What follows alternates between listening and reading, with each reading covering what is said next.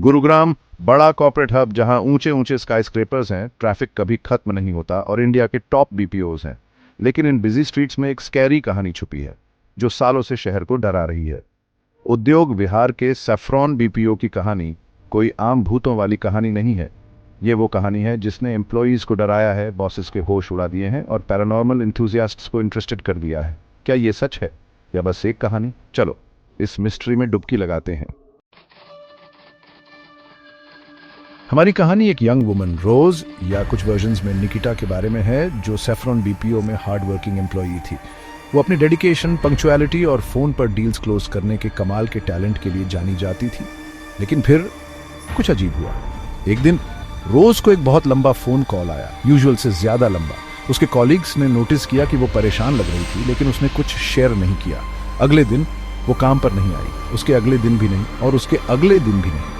उसके कॉलीग्स ने वरीड होकर उसे फोन किया, लेकिन फोन स्विच्ड ऑफ था।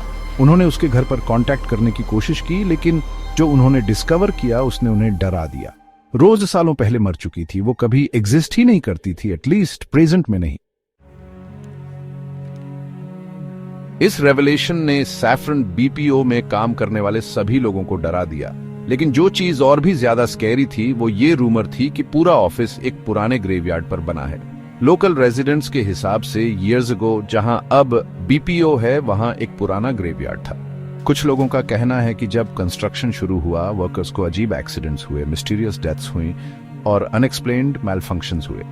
कुछ कहते हैं कि मरे हुए लोगों की स्पिरिट्स ऑफिस में घूमती हैं और अगर आप लेट नाइट रुकते हैं तो आपको विस्पर्स, फुटस्टेप्स या आपके क्यूबिकल के ग्लास रिफ्लेक्शन में एक शैडोवी फिगर भी दिखाई दे सकता है। कई एम्प्लॉइज ने सैफ्रॉन बीपीओ में ईरी ऑकरेंसेस रिपोर्ट की है। चलो उनके एक्सपीरियंसेस सुनते हैं। मैं लेट नाइट शिफ्ट कर रहा था और अचानक मुझे लगा कि किसी ने मेरे शोल्डर पर टैप किया। मैं टर्न्ड अराउंड और वहाँ कोई नहीं था।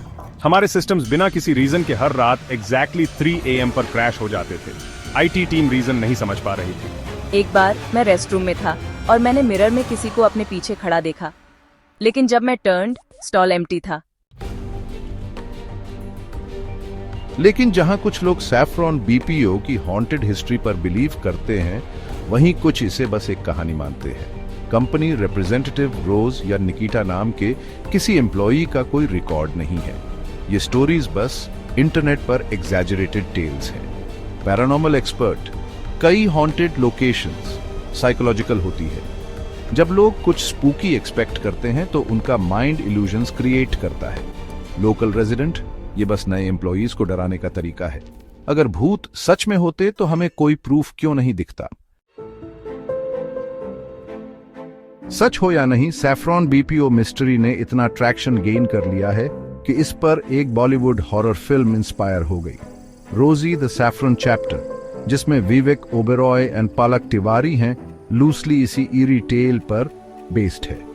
तो क्या ये स्टोरी एक वेल क्राफ्टेड पीआर स्टंट है, एक साइकोलॉजिकल फिनोमेनन, या सैफ्रॉन बीपीओ में सच में कुछ पैरानॉर्मल हो रहा है?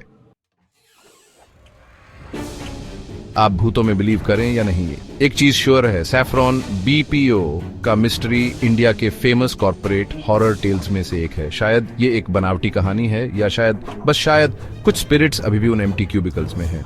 तो कमेंट्स में बताइए, क्या आपको लगता है कि सैफ्रॉन बीपीओ स्टोरी रियल है या बस एक अर्बन लेजेंड? क्या आपने कभी अपने वर्क प्लेस पर कुछ पैरानॉर्मल एक्सपीरियंस किया है? अपने थॉट्स शेयर कीजिए।